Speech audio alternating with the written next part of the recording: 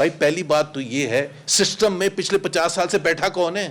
3.5 سال آپ عمران خان کے نکال لے, آپ ہی بیٹھے نا, اور کون بیٹھے؟ 34 ایئرز ڈائریکٹ رول ہے فوج کا, اس کے علاوہ P M L N P V P since 1958.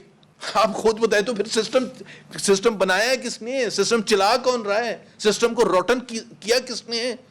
تو آپ کی ذمہ داری ڈائریکٹلی بنتی ہے. کوئی دنیا کا اور ملک ہوتا اس قسم کی رپورٹ آتی تو وہ سٹیپ ڈاؤن کر جاتا ہے, کیونکہ ہم کہہ رہے ہیں کہ اس میں شفافیت ہونی چاہیے, اس کی تحقیقات ہونی چاہیے. 5000 آپ ہی کے اپنے ادارے نے, نیب نے بتایا کہ ہم نے 5300 ارب ریکوریز کی. کس سے کی ہیں بھائی؟ Where is the list? مجھے تو کوئی ٹرسٹ نہیں ہے اس حکومت پر. کہاں ہے وہ لسٹ؟ 5300 جنہوں نے لوٹا تھا, وہ پیسے گئے کہاں ہیں؟ وہ آئے بھی ہیں, ریکوری ہوئی بھی ہے. اگر وہ قومی خزانے میں آئے تھے تو قومی خزانے میں اتنا بڑے رقم, جو بھی سمجھتا ہے 12 ٹریلین روپے تو لاسٹ ایئر ٹوٹل سال کی کلیکشن تھی.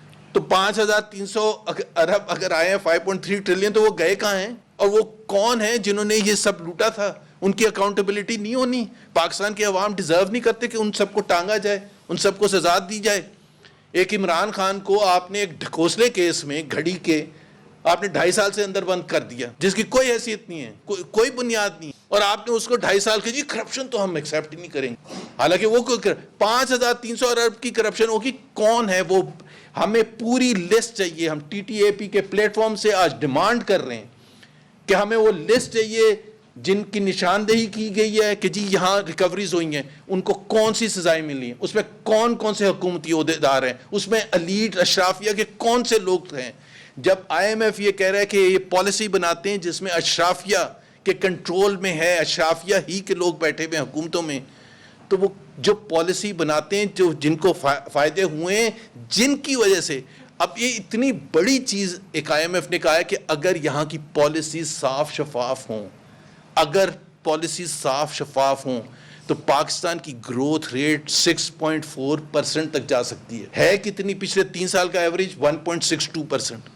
نقصان کس کو ہوا ہے؟ غریب کو. ڈائریکٹلی لنکڈ ہے بھائی. اگر گروتھ بڑھے گی, اکنامک ایکٹیویٹی بڑھے گی, امپلائمنٹ جنریشن ہوگی, کروڑوں لوگ پاورٹی سے باہر نکل کے آئیں گے, ان امپلائمنٹ ختم ہوگی. Unemployment among youth is more than 35% today.